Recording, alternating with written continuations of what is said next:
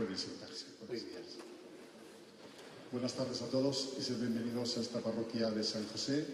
De manera particular, nuestra mejor calurosa bienvenida a don José Ignacio. Nos complace y nos sentimos honrados con su presencia aquí en esta parroquia de San José por varios motivos. Como todos sabemos, nuestro obispo siempre es un lujo escucharle, tenerle entre nosotros por su saber humano, por su saber también pedagógico, catequético, que nos ayuda siempre a reflexionar y a entender mejor la palabra de Dios, como nuestro obispo en esa tarea y esa misión apostólica, pues que evoca para nosotros siempre esa continuidad de los apóstoles en medio de nosotros, la persona del obispo. También nos honra en este 70 aniversario, que no pudo estar el día 23 de noviembre porque estaba en la conferencia episcopal, y bueno, por lo menos en esta conferencia ya nos sentimos pues satisfechos y con su presencia nos honra este aniversario, que no damos por concluido, pero le ponemos el broche de oro un poco con esta conferencia y con esta invitación a vivir el plan pastoral, con todos esos valores que nos va a hablar, y ponernos siempre en esa sintonía de Dios, el Padre, que Jesús nos revela y que nos invita a sincronizar nuestra vida siempre con el Señor. Pues gracias a todos por acompañarnos y muchas gracias, don José Ignacio, por elegir esta parroquia de San José, y en nombre de toda la comunidad, nuestro agradecimiento. Gracias a vosotros, muy bien. Muchísimas gracias.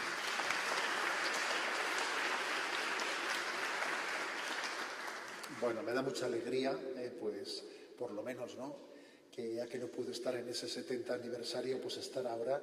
Es la primera vez que entro en el templo, tan bello, la verdad es que impresionante ver toda la historia que está aquí concentrada. También me han dicho que esa campana que está ahí puede ser la campana más antigua de la Comunidad Valenciana. En fin, pisamos un terreno, pisamos un lugar en el que nuestros antepasados pues han transmitido la fe unos a otros, se han transmitido la fe.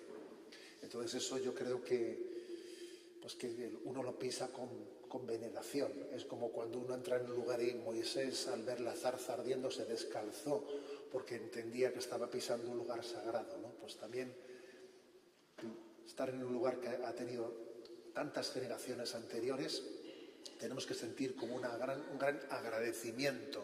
¿Cuántas generaciones ha habido aquí para que ahora estemos nosotros, ¿no? Eso es un pequeño milagro. Bueno, como sabéis, la diócesis en este año así especial que estamos viviendo, en el que la Vicaría de Evangelización está haciendo un esfuerzo por pensar, bueno, en cuál puede ser nuestro plan pastoral para los próximos 5 años, al mismo tiempo dijimos, bueno, mientras que se hace ese esfuerzo de reflexión, este curso lo vamos a dedicarlo a hacer un itinerario en él, un itinerario de profundizar en la oración que Jesús nos enseñó. Entonces, bueno, pues pensamos en hacerlo de esa manera, ¿no? Son 7 las peticiones del Padre Nuestro, más la introducción, Padre Nuestro que estás en los cielos, con lo cual son 8 reflexiones, ¿no? 8 reflexiones. Y bueno, pues hoy con la de hoy será la cuarta, la cuarta, y estarán a vuestra disposición pues en el canal de YouTube, a vuestra disposición, y así de menos una buenísima oportunidad para ir conociendo nuevos lugares. Hoy en día la tecnología nos permite hacer esto, que es una maravilla, ¿no? Y entonces, bueno, pues vamos a hacerlo con todo el cariño y la ilusión. Estoy convencido de que fruto de esta experiencia que estamos haciendo en la diócesis, vamos a rezar mejor, que es de lo que se trata, rezar mejor, porque el Señor nos dijo, orad así, y entonces entender bien esa oración que Jesús nos dijo que rezásemos, pues es muy importante, ¿no? Obviamente. Bueno, pues vamos a ello. Hágase tu voluntad en la tierra como en el cielo. Como hemos hecho en charlas anteriores, comienzo subrayando el hilo conductor que existe en las peticiones del Padre Nuestro. Estamos en la tercera petición, que es consecuencia de las precedentes. Si comenzamos reconociendo el señorío de Dios santificado sea tu nombre. Dios es santo. Y después pedimos que venga a nosotros su reino, pues lo que nos queda es pedir ahora que seamos consecuentes y que hagamos su voluntad. Seamos consecuentes, ¿no? Y hagamos su voluntad. Porque claro, decir santificado sea tu nombre, y no hacer su voluntad, pues nos recuerda ese texto de Mateo 7, 21 que dice: no todo el que dice Señor, Señor, entrará en el reino de los cielos, sino el que cumple la voluntad de mi Padre. Luego es bastante lógico que después de decir santificado sea tu nombre, digamos, bueno, pues entonces hágase tu voluntad, ¿no? Y además, San Ignacio de Loyola, por ejemplo, ¿no? San Ignacio de Loyola dice que el amor se ha de poner más en obras que en palabras. No hay por qué contraponer palabras y obras, pero si hay que elegir entre palabras y obras, más importantes son las obras que las palabras. De hecho, ahí tenéis ese otro texto evangélico que habla de un padre que tenía 2 hijos y que les envió a la viña. Y uno dijo, sí, que voy, que no fue. Y otro que dijo, no quiero, pero mira, al final fue. Y obviamente eran más importantes las obras que la palabra, ¿no? Que la palabra. Por lo tanto, es lógico, ¿no? que la conclusión sea hágase tu voluntad. Después de haber dicho santificado sea tu nombre, venga a nosotros tu reino, pues que se haga su voluntad. Porque las obras son más importantes que las palabras, siendo así que también las palabras son importantes. Somos lo que hacemos más que somos lo que decimos. ¿Qué somos? ¿Lo que decimos o lo que hacemos? En realidad somos lo que hacemos, seamos claros. Es lo determinante en nuestra vida. Bien, dicho esto, vamos a comenzar diciendo que eso de que se haga la voluntad de Dios es una petición contracultural, que no se entiende fácilmente la cultura de nuestro tiempo, porque esto entra en conflicto con la mentalidad moderna. Porque hoy en día hay como un dogma sacrosanto de la modernidad que es la autonomía de la propia voluntad. Eso es como un dogma que no hay quien lo toque, ¿no? Cada uno es autónomo en su voluntad. Bien es cierto que el tiempo ha demostrado que eso de que aquí lo importante es que cada uno haga lo que quiera, eso se ha dicho muchas veces, pero el tiempo está demostrando que estamos cada vez más en una dictadura del relativismo. Se empezó diciendo que viva el relativismo, que cada uno haga lo que quiera, y hoy estamos descubriendo que eso era una engañufla. Esto es una dictadura del relativismo en la que tienes que hacer lo que ellos digan. Eso también, eso de que cada uno es autónomo en su voluntad, sí, se decía en teoría, hasta que algunos han cogido, ¿no?, la sartén por el mango y entonces ahora ya se hace lo que ellos dicen. Con lo cual, eso de que la voluntad es autónoma, vamos a ver, ¿no? No se lo creen ni los que lo dicen, porque es que al final resulta que tampoco es verdad que lo practiquen, aunque lo decían, pero luego no lo practican. Pero es cierto que expresiones, por ejemplo, ¿no?, de he aquí la esclava del Señor, hágase en mí según tu palabra, a nuestra cultura eso le chirría, pero ¿cómo la esclava? A ver, el hombre tiene que ser libre, Y hay algunas órdenes religiosas, pues que igual han puesto nombres similares, ¿no? Esclavas de Cristo, esclavas de nosotros. Pero ¿cómo esclavas? Eso pues chirría, ¿no? Chirría una cultura de la libertad, ¿no? Y entonces aquí hay una paradoja, que es que María se presenta como esclava de la voluntad de Dios y es la criatura más libre que jamás ha existido ni existirá. A ver, vamos a entender esto. Entonces aquí hay que comenzar por desenmascarar una mentira. Porque este mundo promete libertad y te esclaviza. Y Jesucristo nos pide que cumplamos su ley y nos libera. Luego aquí no es solo todo lo que reluce, como se dice, hay que desenmascarar una mentira, ¿no? El mundo promete una libertad, jamás, ¿no? se ha enarbolado tanto como ahora la bandera de la libertad, yo hago lo que quiero, y estamos llenos de adicciones y de esclavitudes. Totalmente atrapados en montones de esclavitudes, ¿no?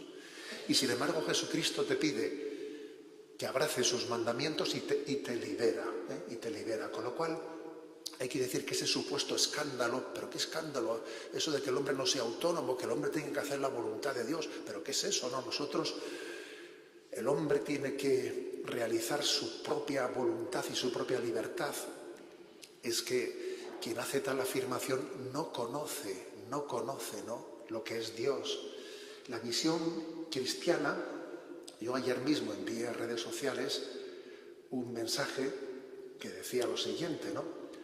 La felicidad no consiste en la realización de nuestros deseos,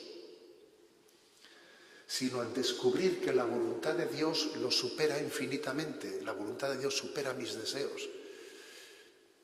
Yo tengo unos deseos, pero en realidad no sé lo que me conviene. Yo qué sé lo que me conviene. Mi capacidad de conocer, ¿no?, mi bien es muy limitado. En realidad Dios me quiere a mí mucho más y mejor de lo que yo me quiero a mí mismo. Con lo cual mi felicidad no es que mis deseos, mis sueños se cumplan, sino mi felicidad será que la voluntad de Dios, que me quiere mucho más de lo que yo me quiero a mí mismo, se realice.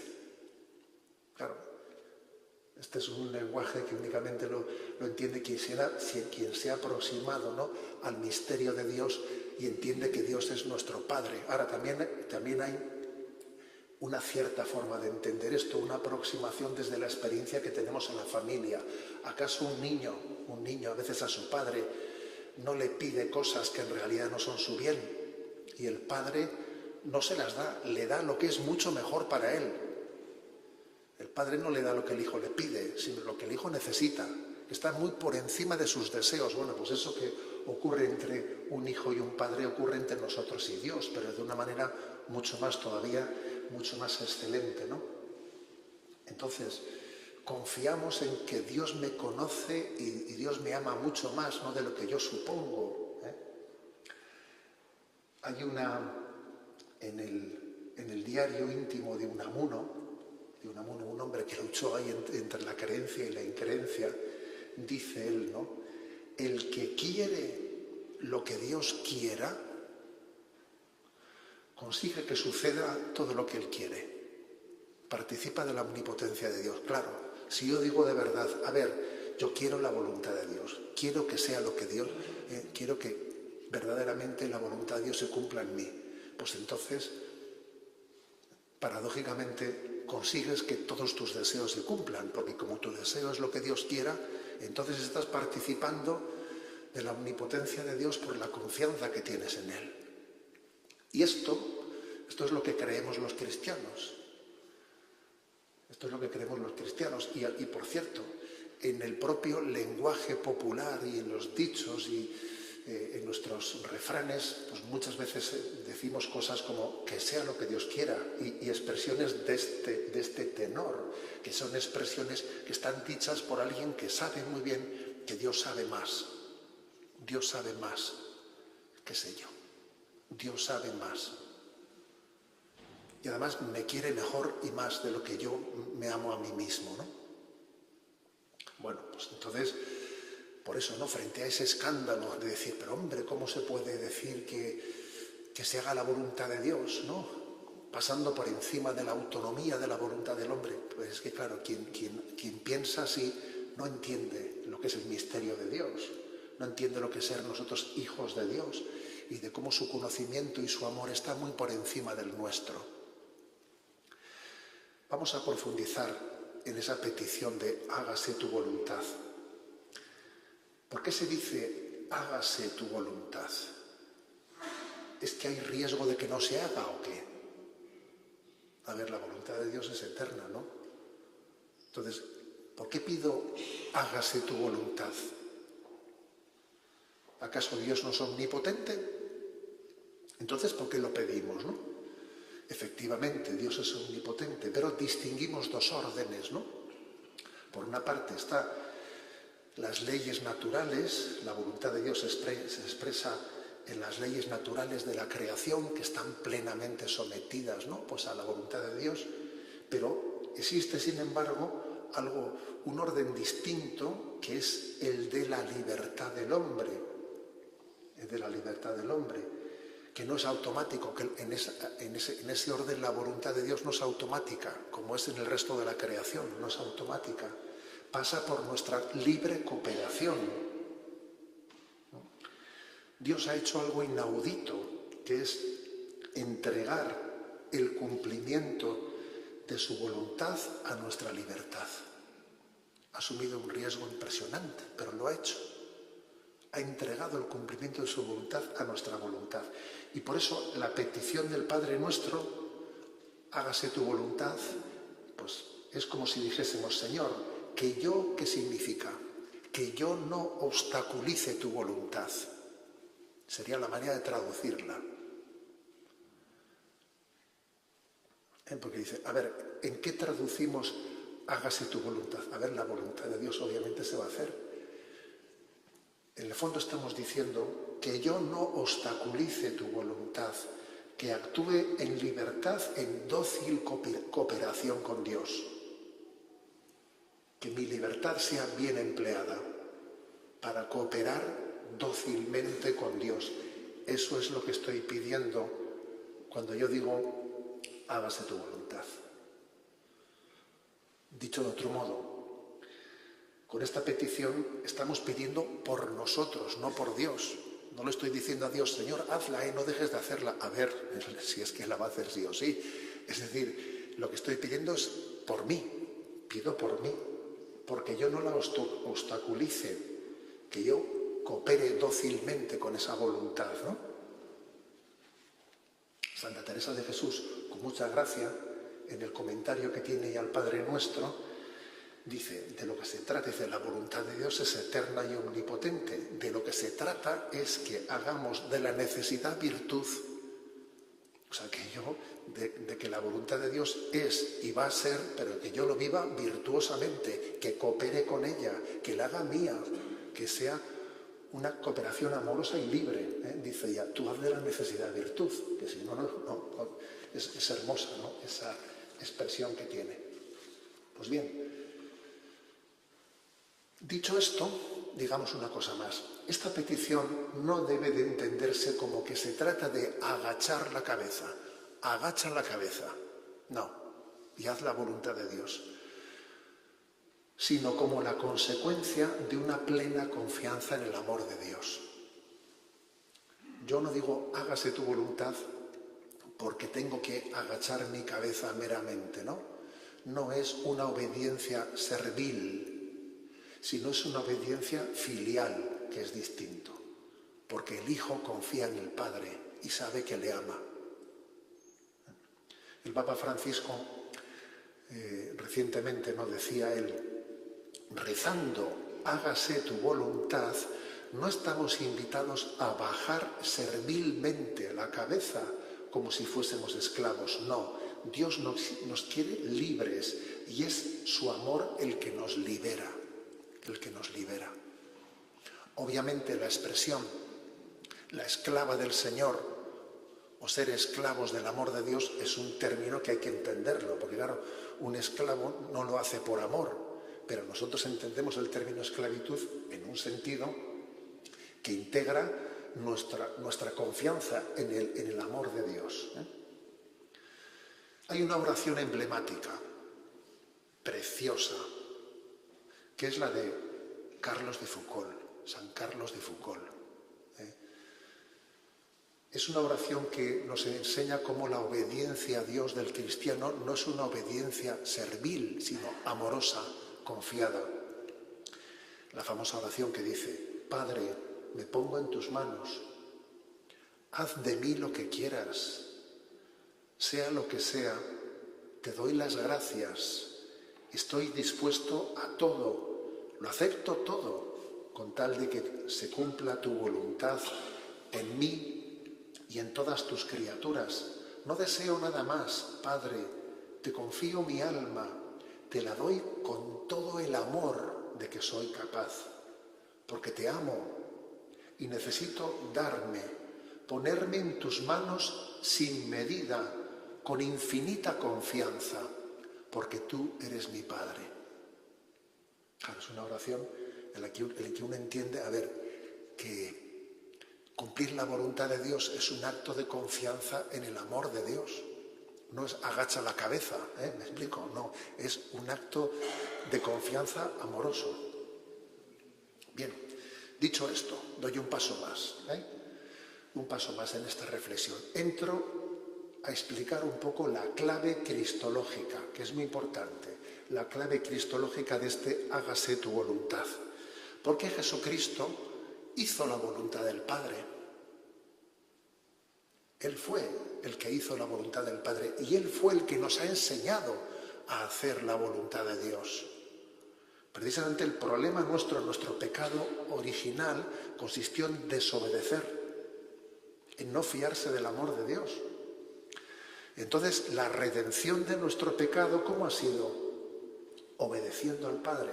Cristo ha redimido nuestra desobediencia con su obediencia. La voluntad humana de Jesucristo ha obedecido a la voluntad del Padre. En Jesús hay dos voluntades, ¿no? La voluntad divina y la voluntad humana. Hombre, como os podéis imaginar, la voluntad divina de Jesucristo, pues obviamente la voluntad divina es una con la voluntad del Padre. Pero el mérito de Jesucristo ha sido que su voluntad humana ha pronunciado un sí, ha pronunciado un hágase, Padre, tu voluntad, y ese mérito de la voluntad humana de Cristo obedeciendo al Padre es el que nos ha redimido a nosotros. Cristo dio un sí a la voluntad del Padre tan meritorio que redimió la desobediencia del género humano y nos enseñó a nosotros a obedecer. La Sagrada Escritura está llena de textos que hablan de esa obediencia. Por ejemplo, Hebreos 10:7. Jesús, dice Hebreos, que cuando Jesús llegó al mundo, dijo: he aquí que vengo, oh Dios, a hacer tu voluntad. El hombre te ha desobedecido. Yo quiero obedecerte, Padre, y mostrar el camino de la obediencia. Juan 8:29. Yo hago siempre lo que le agrada al Padre.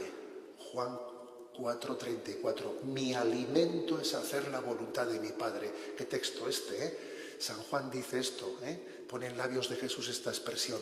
Mi alimento es hacer la voluntad de mi Padre. El alimento de Jesús era hacer lo que el Padre le pedía. O sea, Jesús nos está enseñando lo que es plenamente, lo que es la obediencia, ¿no? Y ojo, eso no quiere decir que la obediencia a Jesús no le resultase costosa. Le resultó costosa, porque humanamente hablando también él vivió la resistencia de la naturaleza humana, ¿no? Y dice Hebreos 5:8, aun siendo hijo, aprendió sufriendo a obedecer. Por eso, ¿no?, en esa lucha, en Getsemaní, dijo: Padre, si es posible, que pase de mí este cáliz, pero que no se haga mi voluntad, sino la tuya. Y en ese momento Jesús nos redimió y nos enseñó a decir: hágase tu voluntad. Y dice Hebreos 10:10, y en virtud de esta voluntad somos santificados, merced a la oblación de una vez para siempre del cuerpo de Cristo. Hemos sido santificados en el acto de obediencia de Cristo al Padre. Bueno, esta es la clave cristológica de ese hágase tu voluntad. Santo Tomás de Aquino, en la Suma Teológica, él profundiza más en esta clave cristológica, ¿no?, para intentar comprender por qué Jesús llegó a vivir ese conflicto de Getsemaní, en el que Jesús le pidió al Padre: Padre, si es posible, que pase de mí este cáliz. Y volvía y lo pedía, pero luego al final, luchando, decía: que no se haga mi voluntad sino la tuya. Y entonces Santo Tomás de Aquino dice: ¿por qué pasó Jesús ese calvario? ¿Qué nos quiso enseñar en esa lucha que tuvo? ¿Qué nos quiso enseñar? Y es muy interesante la respuesta que da en la Suma Teológica. Dice 4 cosas. La primera, para que viésemos que cuando Jesús se hizo hombre de verdad. Que a veces decimos, sí, claro, Jesús era hombre, pero me explico, como si fuese una humanidad de cartón piedra. No, a ver, tenía una verdadera voluntad humana. La encarnación va en serio, ¿eh? O sea, la encarnación es en serio, hacerse hombres con todas las consecuencias, para que nos diésemos cuenta de que la encarnación fue verdadera. Segundo lugar, dice Santo Tomás de Aquino, para que comprendamos que cuando le pedimos a Dios, Señor, si es posible que pase de mí este cáliz, Señor, dame la gracia de que esta enfermedad sea sanada. O sea, que cuando luchamos en ese pedirle a Dios lo que creemos que es pues nuestro deseo y lo que es bueno, dice, para que entendamos que no pequemos, que no estamos pecando, que tampoco Jesús estaba pecando cuando le decía al Padre, Padre, aparte de mí este cáliz, ¿sabes? O sea que también dice Santo Tomás de Aquino, Jesús también pasó por eso para que tú tengas libertad de pedirle a Dios lo que entiendas que tienes que decirle y que no pienses que estás siendo un rebelde. No, tú pide lo que en tu humildad y en tu sencillez entiendas que tienes que pedir. Ahora, luego aprende a decir, pero que no se haga mi voluntad, sino la tuya. En tercer lugar, dice Santo Tomás de Aquino, para que comprendiésemos que debemos de aceptar la voluntad de Dios libremente, incluso a veces contra nuestros deseos, porque a veces nuestros deseos no coinciden con la voluntad de Dios.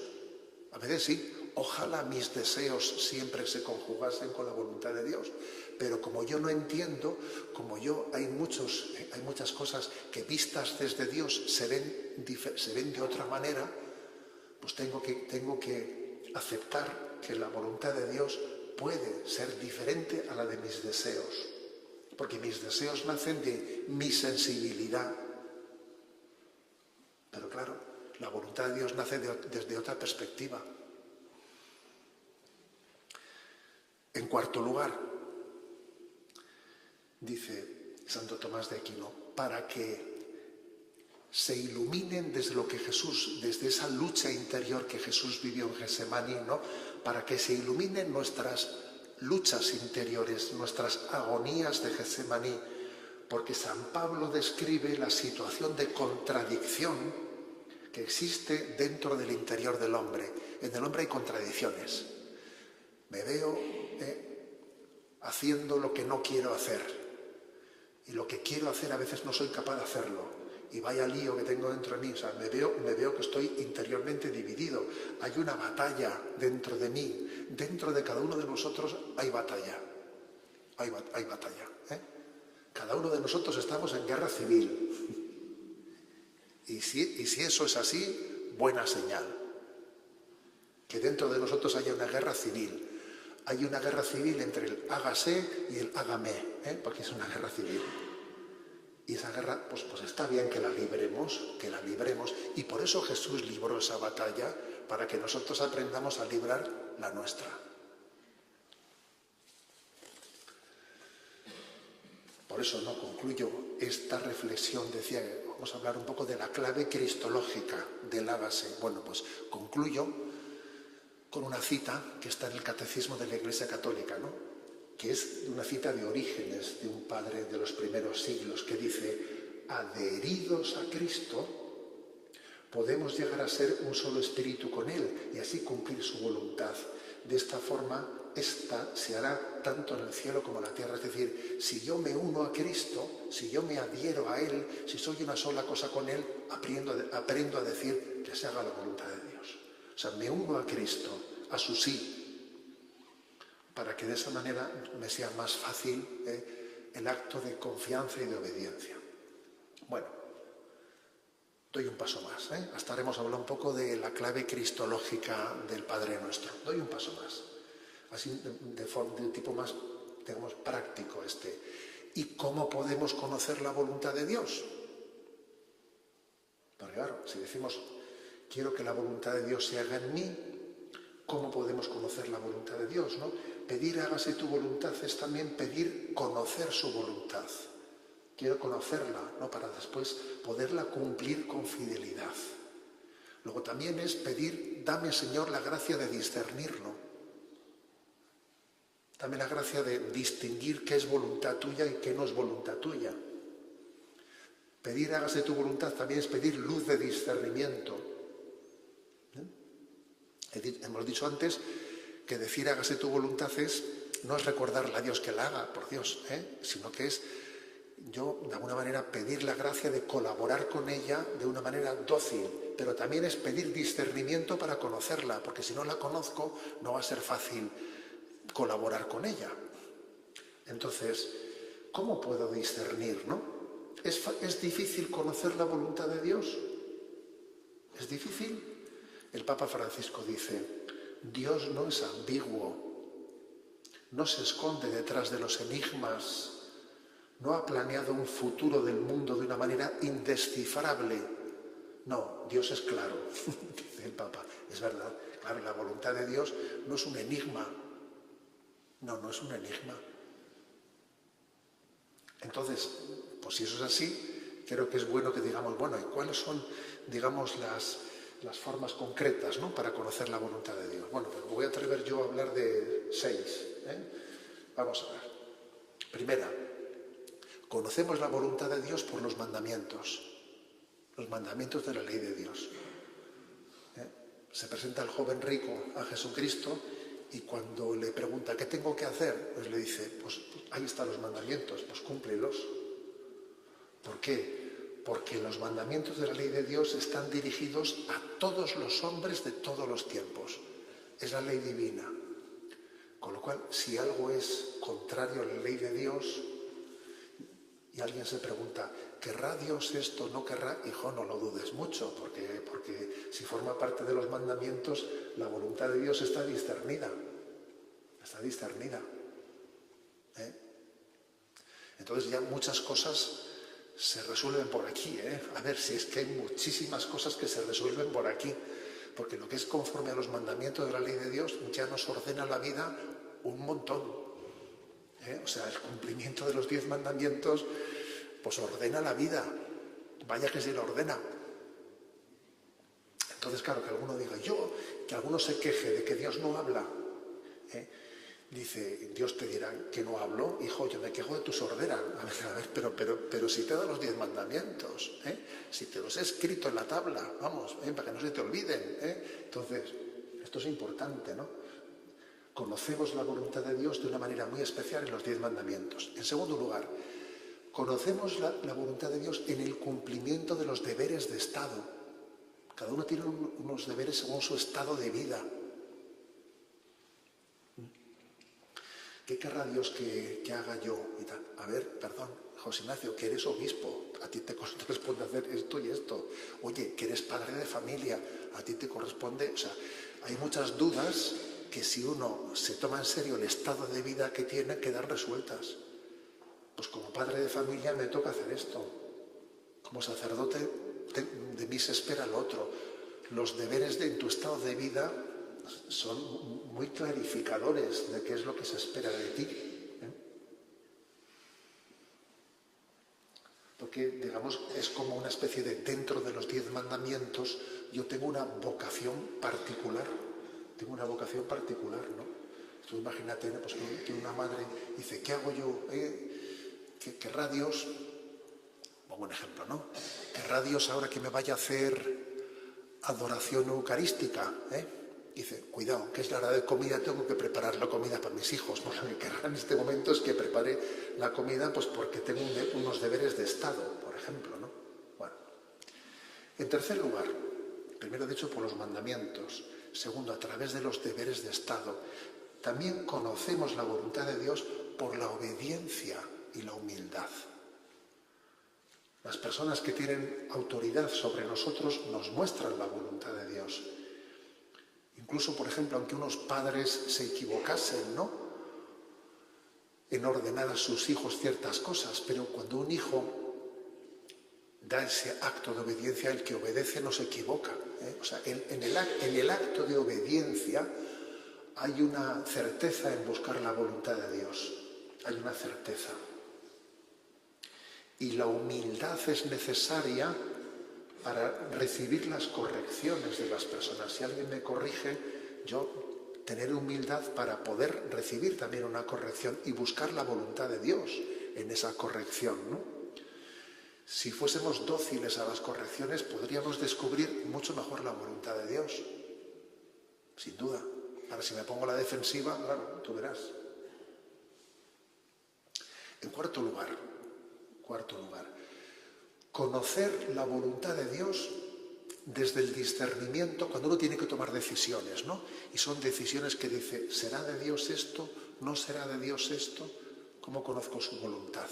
Entonces, el método de discernimiento que dice, discierne conociendo las motivaciones que te llevan a una decisión o a la otra y las consecuencias previsibles que se derivan de esa decisión que estás dudando en tomar. Si, por ejemplo, estoy dudando en tomar una decisión, ¿no? Pero veo que tengo un peligro muy grande de que esta decisión la tome porque en el fondo tengo celos de esa persona, le tengo cierta envidia. No tomes esa decisión, porque si tienes esos sentimientos, lo más seguro es que la decisión esté mal tomada. Para que una decisión esté bien tomada conforme a la voluntad de Dios, tus deseos tienen que estar purificados. Las motivaciones que te llevan a tomar una decisión tienen que estar purificadas. Porque si no están purificadas, la decisión que tomes, lo más seguro va a ser una equivocación. Por eso dice San Ignacio de Loyola, en tiempos de turbación no hagas mudanza, quieto parado, porque seguro que vas a equivocarte. Tus motivaciones tienen que estar purificadas. Y tienes que ser prudente conociendo también la previsibilidad de que si tomas esta decisión, ¿qué es lo previsible? ¿Va a ser para bien o va a ser para mal? Y uno sopesa las cosas. Eso es buscar la voluntad de Dios. Y no actuar, me dejo llevar, ¿no? Y luego lo pienso, no, un momento. Uno discierne buscando si mis motivaciones son puras y si las consecuencias previsibles son prudentes. Ese discernimiento hay que hacerlo y forma parte de la forma del camino para conocer la voluntad de Dios. En quinto lugar, también dice, ¿no? Conocer la voluntad de Dios en la paz de mi alma. San Ignacio de Loyola dice, ¿no? Cuando uno tiene que discernir cuál es la voluntad de Dios en su corazón. A ver, ¿cómo escucho yo la voz de Dios dentro de mi corazón? En la que Dios me dice, vete por aquí, o tu camino es otro.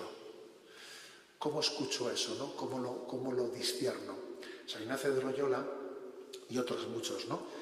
Hablan de que cuando nosotros presentamos a Dios una decisión, ¿es este camino conforme a tu voluntad? Si Dios sella con una paz y una alegría muy grande en nuestro corazón, eso que le estamos presentando es un signo de que es voluntad de Dios. Sin embargo, si es algo que me turba, que interiormente me quita la paz, dice, entonces no es voluntad de Dios. La voluntad de Dios se discierne por la paz y la alegría que te da. Si es algo que te turba, que te inquieta, entonces pues, es un signo de que no viene de Dios. Obviamente, para poder aplicar este método de discernimiento, tenemos que tener hábito de hacer oración. Claro, si uno no tiene hábito de hacer oración, pues entonces no va a ser capaz de distinguir si en la oración Dios me da paz o siento turbación. Claro, supone tener hábito de oración para que en nuestra oración le presentemos a Dios nuestros discernimientos y Dios interiormente nos los confirme con el sello de su paz y su alegría o no. Bueno, y por último, he hablado de cómo conocer la voluntad de Dios, por los mandamientos, por el cumplimiento de los deberes de Estado en nuestra vida, por la obediencia y la humildad, por el discernimiento de motivaciones y consecuencias, pues por la paz y la alegría de nuestra alma en la oración. Y por último, también hay que decir que hay una voluntad de Dios eterna que está en la Sagrada Escritura, ¿no? Y que se manifiesta pues, de una manera pues muy clara. Por ejemplo, ¿no?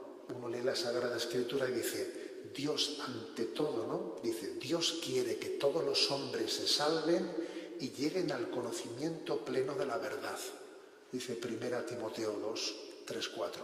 O sea, ¿cuál es la voluntad de Dios? También se manifiesta en muchos pasajes, ¿no? Pero algunos muy especialmente de la Sagrada Escritura, en los que Dios revela cuál es su voluntad central.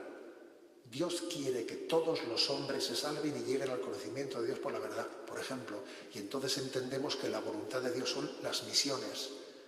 Por ejemplo, el Domum. Dios quiere la predicación del Evangelio. Entonces estamos atentos a ver cómo en la Sagrada Escritura se nos descubre, ¿no?, cuál es la voluntad central, ¿no? ¿Dónde está el corazón de la voluntad de Dios? El corazón de la voluntad de Dios está también en el amor. Un nuevo mandamiento os doy, que os améis unos a otros. ¿Qué es lo que más quiere un padre? Que sus hijos se amen. ¿Cuál es el disgusto mayor de unos padres? Ver a sus hijos peleados. ¿Cuál es el culmen de la voluntad de Dios? Ama, evangeliza y ama a tus enemigos. Fíjate, con eso ya lo hemos dicho todo, ¿no? Ahí hemos llegado a la plenitud de la voluntad de Dios. Evangeliza y ama a tus enemigos. O sea, que hay que estar atentos a la Sagrada Escritura para descubrir las grandes intuiciones en las que Dios revela su voluntad, ¿no? Bueno, y ahora voy a concluir también, porque me estoy fijando únicamente en hágase tu voluntad, pero es que la petición dice en la tierra como en el cielo. Vamos a hablar un poco de eso también, ¿no? ¿Qué significa eso de en la tierra como en el cielo? Hágase tu voluntad así en la tierra como en el cielo. ¿Qué significa esa expresión? Algunos padres de la Iglesia entendieron esa expresión de que las palabras tierra y cielo son sinónimos de carne y espíritu. Es decir, que se haga tu voluntad en la carne como se hace en el espíritu. Por aquello que dice el texto, ¿no?, que el espíritu es fuerte pero la carne es débil. Entonces, algunos entendieron que esa expresión podía significar en la tierra como en el cielo, en la carne como en el espíritu. Bien, pero son algunos padres de la Iglesia los que dicen esto, son una minoría, son una minoría. Por otra parte, tampoco hay que decir que la interpretación tiene que ser única, puede ser diversa. La interpretación mayoritaria es en el sentido literal, que se haga aquí en la tierra como en el cielo, los ángeles y los santos lo hacen. O sea, es la interpretación, digamos, mayoritaria en la tradición de la Iglesia. ¿Por qué? Porque los santos y los ángeles están en la presencia de Dios, y entonces ellos viven la voluntad de Dios, es su plena felicidad, su absoluta felicidad. Quizás nosotros tenemos el riesgo de hacer la voluntad de Dios, pero no disfrutarlo plenamente, ¿sabes? No gozarlo. Pero es que ellos viven la voluntad de Dios y lo gozan, ¿no? Es la visión beatífica, es la plena felicidad, ¿no?, de vivir en la voluntad de Dios. Por eso es tan importante cuando se dice así en la tierra como en el cielo, que nuestra referencia sea la de los santos. Que seamos amigos fuertes de los santos. Ser amigos fuertes de los santos. Aprender mucho de ellos, ¿no? Lo que es cumplir la voluntad de Dios. Y por cierto, en el Evangelio de hoy se dice, ¿no?, de Juan Bautista, se dice que es el mayor de los nacidos de mujer. No hay nadie en este mundo más grande que Juan Bautista, ¿no? Pero luego añade, pero el más pequeño en el reino de los cielos es mayor que Juan Bautista, lo cual quiere decir que se haga la voluntad aquí en la tierra como en el cielo, porque los que están en el cielo son los que verdaderamente están gozando de la voluntad de Dios. El santo más pequeño del cielo sea, es mayor que el mayor de los santos en esta vida. Luego, nuestro modelo es lo que pasa en el cielo. ¿Me explico? Nuestro modelo es lo que pasa en el cielo, porque en el cielo se vive la voluntad de Dios como una gran fiesta. Como una gran fiesta. Y entonces nosotros tenemos que apuntar a aquello, ¿no? A que para mí la voluntad de Dios sea gozosa, que sea una gran fiesta, como ocurre en el cielo, ¿no? Si en la tierra se hiciese la voluntad de Dios como en el cielo, la tierra cambiaría. O sea, que nos quede claro. El mundo sería distinto si aquí se hiciese la voluntad de Dios como en el cielo. El mundo sería feliz. ¿Cuál es la causa de que en este mundo haya tanto sufrimiento? A ver qué nos hace la voluntad de Dios. Que cada uno va a lo suyo, Que cada uno va a lo suyo, ¿no? Como aquel que decía, aquí todo el mundo va a lo suyo, menos yo que voy a lo mío, Pues claro, a ver, o sea, no hacemos la voluntad de Dios. El mundo sería feliz si hiciese la voluntad de Dios. Por eso nuestra referencia es el cielo. Es nuestra referencia, ¿no?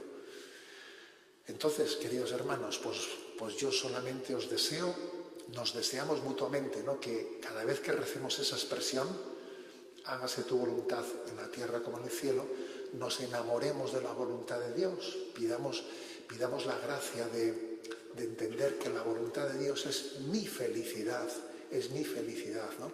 Y pedirle a Dios que vaya configurando mis deseos a su voluntad, no configurar su voluntad a mis deseos. Cuando una barquichuela, ¿no? Cuando una barquichuela llega a un puerto, uno, pues el marinero que va en esa barca lanza la soga, la coge en la boya y entonces empieza a tirar, ¿no? Pero lo que se acerca no es el puerto a la barca, sino la barca al puerto, ¿sabes? ¿No? Pues así ocurre con nosotros, ¿no? Que lo que queremos es que mis deseos, yo le pido a Dios ya, pero en mi petición es mi voluntad la que se está asemejando, la que se está adhiriendo a la voluntad de Dios, la que se está conformando con la voluntad de Dios, ¿no? Luego a Dios le pedimos hacer su voluntad y además que su voluntad sea nuestra alegría, que configure mis deseos, ¿no? Y ese es un don, ¿no?, que especialmente nos lo quiere dar teniendo a María y a José como modelo, ¿no?, de perfecto cumplimiento, gozoso cumplimiento de la voluntad de Dios. Gloria al Padre, al Hijo y al Espíritu Santo.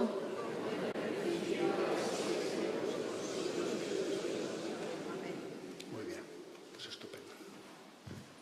Pues, don José Ignacio, muchas gracias por compartir esas reflexiones sobre una frase del Padre Nuestro que nos ayudará a entender mucho mejor cada matiz. En este lugar ha habido muchos cristianos y algunos santos con mucha sabiduría. No se conoce San Pascual, que está en esta capilla de aquí, el Beato Ibernón, y suponemos que estuvo San Pedro de Alcántara también, porque fue iniciador de este convento, que hay un cuadro pintado en 1657. Bueno, y tenemos, pues nada, pues agradecerle que haya compartido también su sabiduría para toda la diócesis aquí desde esta parroquia de San José. Y queremos que tenga un recuerdo también de este 70 aniversario, para el cual usted hizo también un saludo y que nos alegra mucho que pueda. Muchísimas gracias. Tener